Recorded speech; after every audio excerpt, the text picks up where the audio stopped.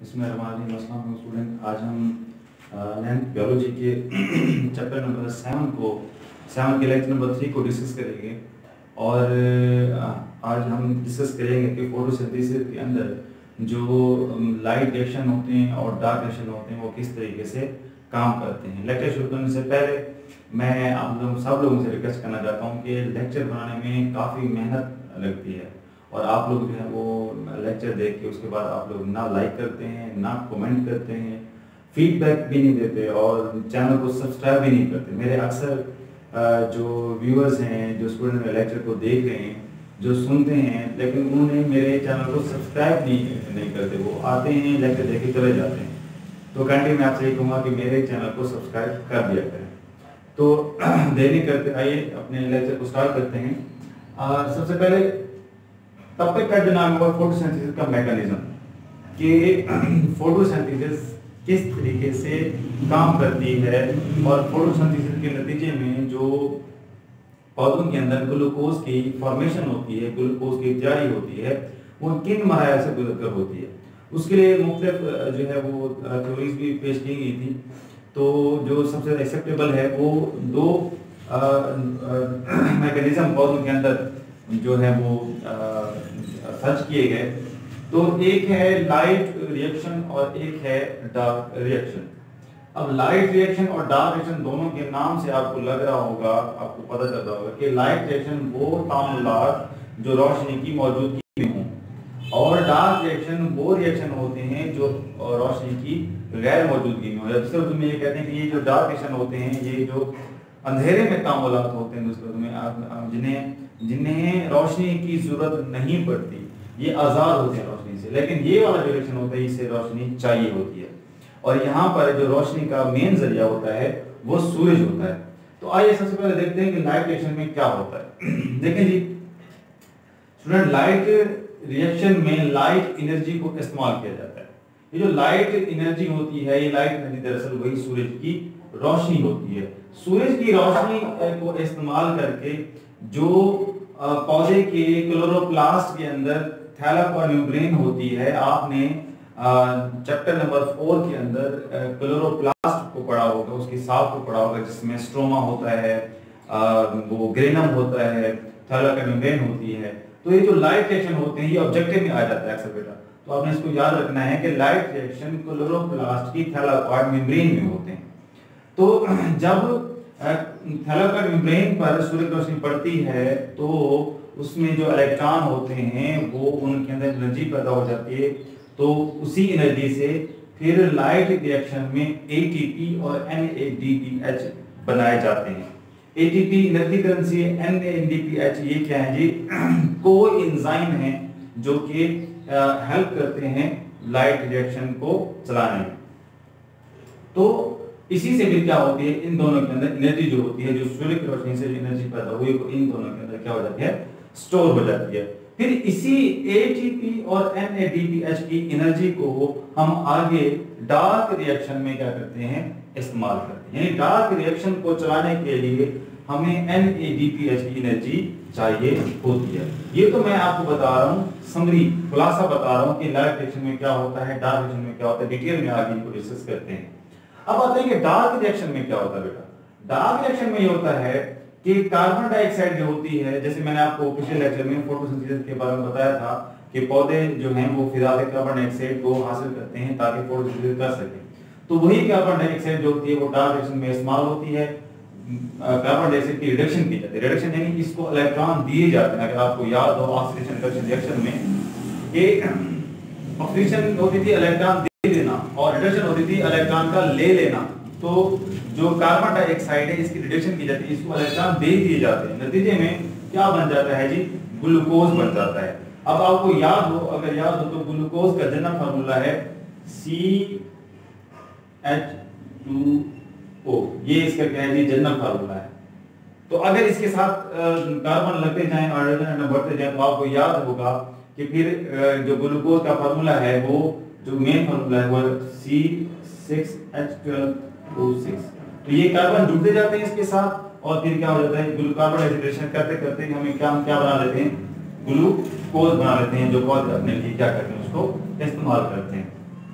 तो ये तो थी लाइट और डार्क रिएक्शन की समरी, खुलासा था। अब हम इनको डिटेल में डिस्कस करते हैं कि लाइट रिएक्शन में क्या क्या प्रोसेसेस होते हैं और डार्क रिएक्शन में क्या क्या अवामिल होते हैं। तो आइए सबसे पहले हम लाइट रिएक्शन को डिस्कस करते हैं। बेटा होता यह है कि लाइट रिएक्शन दरअसल क्लोरोप्लास्ट की थैलाकॉइड मेम्ब्रेन में हो रहे होते हैं। ये जो क्लोरोफिल होती है, क्लोरोफिल होता है, इसके ऊपर जब सूर्य की रोशनी पड़ती है तो सूर्य की रोशनी पड़ने की वजह से क्लोरोफिल के अंदर जो इलेक्ट्रॉन्स होते हैं वो एक्साइटेड हो जाते हैं, यानी एक्टिव हो जाते हैं, उनके अंदर एनर्जी चली जाती है। और जब उनके अंदर एनर्जी चली जाती है तो वो वहां से क्या हो जाते हैं, खारिज हो जाते हैं। जैसा कि यहाँ पे आपको नजर आ रहा है कि ये क्लोरोफिल है, सूर्य की रोशनी जब इसके ऊपर पड़ती है, लाइट सूर्य की रोशनी जब क्लोरोफिल के ऊपर पड़ती है तो क्या होता है, तो यहाँ इसके अंदर जो इलेक्ट्रॉन होते हैं वो एक्साइटेड होकर ऊपर चले जाते हैं। ऊपर कहां पे जाते हैं, ऊपर जाते हैं जहां पर क्या होती है, electron transport chain, in short उसे हम ईटीसी कहते हैं। ये जो इलेक्ट्रॉन ट्रांसपोर्ट चेन होती है, जब इलेक्ट्रॉन इस इलेक्ट्रॉन ट्रांसपोर्ट चेन से गुजरते हैं तो इसमें से एनर्जी निकालकर उस एनर्जी को एटीपी में कन्वर्ट कर दिया जाता है। आपको मैंने पिछले लेक्चर में पढ़ाया था, पिछले लेक्चर में कि एटीपी दरअसल एनर्जी करेंसी है। तो इलेक्ट्रॉन ट्रांसपोर्ट चेन से गुजरते हुए जो एनर्जी है वो इलेक्ट्रॉन से निकालकर एटीपी को मुंतकिल कर दी जाती है और एटीपी की फॉर्मेशन हो जाती है। अब आप देख रहे होंगे कि यहाँ पर क्लोरोफिल है, क्लोरोफिल में जो रोशनी पड़ी, इलेक्ट्रॉन एक्साइटेड होकर ऊपर चला गया। अब ऊपर चले जाने का मतलब, एक्साइटेड हो जाने का मतलब था कि इसके अंदर एनर्जी ज्यादा हो गई है। अब देखिए आप इस ईटीसी में देखें तो ईटीसी में आप देखें कि इलेक्ट्रॉन बतदरीज नीचे की तरफ आ रहा है, जो ई माइनस नजर आ रहा है ना, ये इसका मतलब इलेक्ट्रॉन की मूवमेंट है। तो अब देखिए बतदरीज इलेक्ट्रॉन ऐसा ऐसा नीचे आ रहा है। नीचे आने का मतलब क्या है कि इसके अंदर जब एनर्जी थी वो ऊपर था, हायर था, अब इससे एनर्जी निकाल ली गई है। जब इस एनर्जी निकाल के एटीपी बना देगा तो इस इलेक्ट्रॉन के अंदर एनर्जी कम होगी। अब वही जो एनर्जी कम होने की वजह से इलेक्ट्रॉन दोबारा से क्या आ रहा है, नीचे की तरफ आ रहा है, यानी अब वो एक्साइटेड नहीं रहा, फिर वो एक और क्लोरोफिल के मॉलिक्यूल में आ जाता है। ठीक हो गया बेटा, ये तो है दूसरा पॉइंट। फिर कहते हैं कि ये जो इलेक्ट्रॉन है, इस बात को समझें कि ये जो इलेक्ट्रॉन, ये इलेक्ट्रॉन कहां से है। वो कहते हैं, मैंने आपको पिछले लेक्चर में पढ़ाया था कि फोटोसिंथेसिस में पानी भी इस्तेमाल होता है जमीन से। तो वो पानी जो होता है उसमें उस पानी को इस्तेमाल किया जाता है फोटोलाइसिस के लिए। फोटोलाइसिस कहते हैं बेटा रोशनी की मदद से किसी मॉलिक्यूल को तोड़ना। जब हम फोटो का मतलब रोशनी, लाइसिस का मतलब होता है तोड़ना, तो रोशनी की मदद से पानी के मॉलिक्यूल को तोड़ा जाता है। जब पानी के मॉलिक्यूल को तोड़ा जाता है उसमें से ऑक्सीजन भी खारिज होती है और हाइड्रोजन आयंस भी खारिज होते हैं। ये हाइड्रोजन आयंस जो होते हैं, ये जो हाइड्रोजन, इनके अंदर पास दो इलेक्ट्रॉन, ये दो इलेक्ट्रॉन फिर किसको दे दिए जाते हैं, क्लोरोफिल को दे दिए जाते हैं। और यही इलेक्ट्रॉन फिर सूर्य की रोशनी जज्ब करके एक्साइटेड होते हैं और यही एटीपी बनाने में अपना क्या करते हैं बेटा, किरदार अदा करते हैं। अब जब एटीपी की फॉर्मेशन हो गई तो क्लोरोफिल के ऊपर फिर दोबारा से यहां से लाइट एनर्जी जो है वो पड़ती है। जब लाइट एनर्जी पड़ेगी तो ये जो हाइड्रोजन आयंस फिर से एक्साइटेड हो जाएंगे, फिर से एक्साइटेड होंगे और एक कोएंजाइम जिसे हम क्या कहते हैं, नैड, इसका एब्रिविएशन है निकोटिनामाइन एडेनिन डाइन्यूक्लियोटाइड फास्फेट। एन से निकोटिनामाइन, ए से एडेनिन, डी से डाइन्यूक्लियोटाइड, पी से फास्फेट। अब ये जो न्यूक्लियोटाइड होता है इसके अंदर हाइड्रोजन की सूरत में हाइड्रोजन आयन जो होते हैं वो इसके अंदर जमा हो जाते हैं। तो ये जो यहाँ पे जब एक इलेक्ट्रॉन एक्साइटेड होकर ऊपर जाता है, तो मैंने आपको कहा था कि ऑक्सीडेशन रिएक्शन वाले लेक्चर में मैंने कहा था कि एक इलेक्ट्रॉन का निकलना मतलब हाइड्रोजन का खारिज होना है। तो यहाँ पर भी ऐसा हो रहा है कि जब ये इलेक्ट्रॉन फिर एक्साइटेड होकर NADP के पास आता है तो ये वाला हाइड्रोजन आयन जो है इस NADP को दे देता है, तो ये NADP कन्वर्ट हो जाता है NADPH में कन्वर्ट हो जाता है, जैसे कि यहाँ मैंने बताया। तो ये जो प्रोसेस था ये ATP और NADPH बनाने का प्रोसेस था। ये 4 पॉइंट हैं लाइट रिएक्शन के, आपने इनको याद कर लेना है कि क्लोरोफिल की रोशनी पड़ती है, फिर उससे इलेक्ट्रॉन एक्साइट होकर खारिज हो जाते हैं, फिर हो जाते हैं इलेक्ट्रॉन ट्रांसपोर्ट चेन में, फिर वो एटीपी बनाते हैं, फिर फोटोलाइसिस में फोटोलाइसिस होती है पानी की, जिससे वो पानी जो पानी टूटता है उससे इलेक्ट्रॉन कर देते हैं, वही इलेक्ट्रॉन एक्साइट होते हैं। फिर दूसरे मरहले में फिर हाइड्रोजन आयंस जो होते हैं वो NAD के साथ जुड़ते हैं और NADPH में तब्दील हो जाते हैं। ठीक हो गया बेटा। अब आप इस चार्ट को देखो तो आपको ये Z शेप में नजर आ रहा होगा, मतलब आप ऐसे देखो सीधे इस शेप में तो ये आपको Z में शेप में लगता है। तो फिर इसकी शेप की वजह से फिर इस पूरे चार्ट का नाम Z स्कीम रख दिया गया। इस पूरे चार्ट को हम Z स्कीम कहते हैं। और बेटा ये बहुत इंपॉर्टेंट है, एग्जाम में वो कह देते हैं कि जी आप Z स्कीम बनाएं, सिर्फ यही कह सकते हैं, तो इसको आपको ये डायग्राम आनी होगी। फिर बात कहते हैं जी पौधों में लाइट रिएक्शन को डिस्कस करें, तो आपको ये लाइट रिएक्शन डिस्कस करना पड़ेगा। अब आपको मेन बात बताऊं मैं कि इस सारे अमल का हमारा मेन मकसद क्या है। इस सारे अमल का हमारा मेन मकसद ये है कि हम क्या बनाएं जी, ग्लूकोज।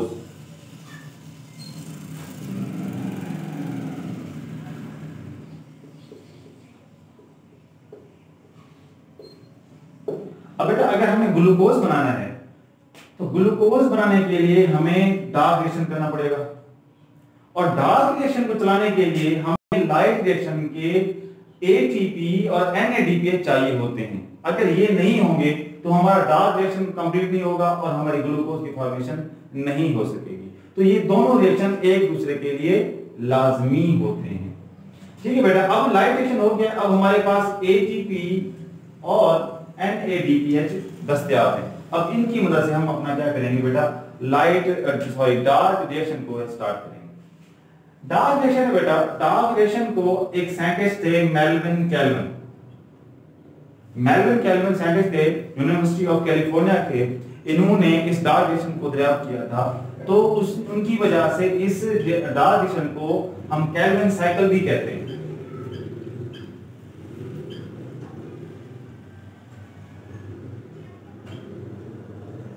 यानी इस डार्क रिएक्शन का दूसरा नाम कैल्विन साइकिल भी है। और बेटा याद रखना है कि अगर वो पेपर के अंदर ये दे दे कि हाँ जी कैल्विन साइकिल पर नोट लिखें, तो आपने कंफ्यूज नहीं होना, आपने समझ जाना है कि दरअसल वो डार्क रिएक्शन की बात कर रहे हैं। ठीक हो गया बेटा। अच्छा, अब हम देखते हैं कि डार्क रिएक्शन में होता क्या है।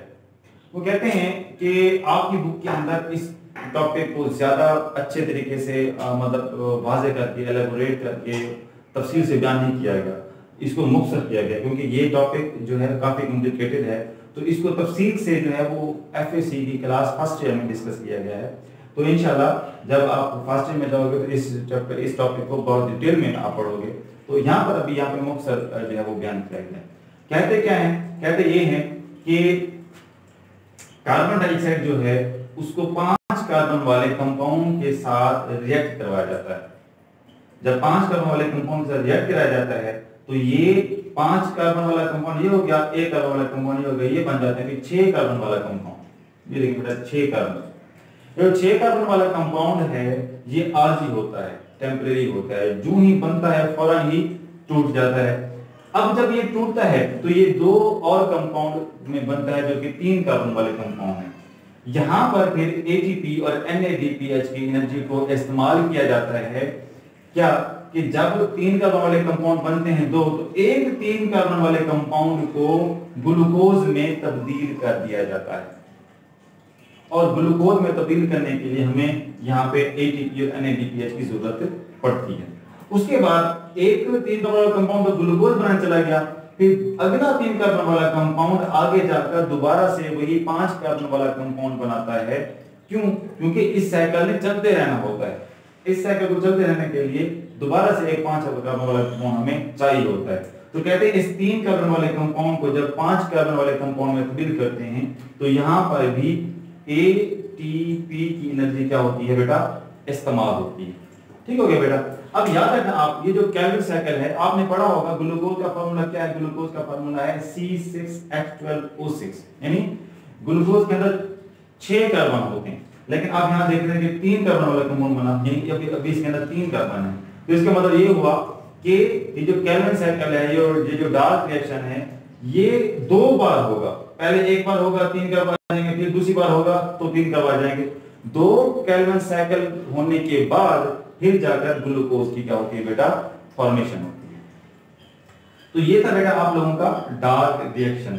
ये जो आप देख रहे हैं ना ये दरअसल क्या है बेटा, ये दरअसल मॉलिक्यूल्स हैं।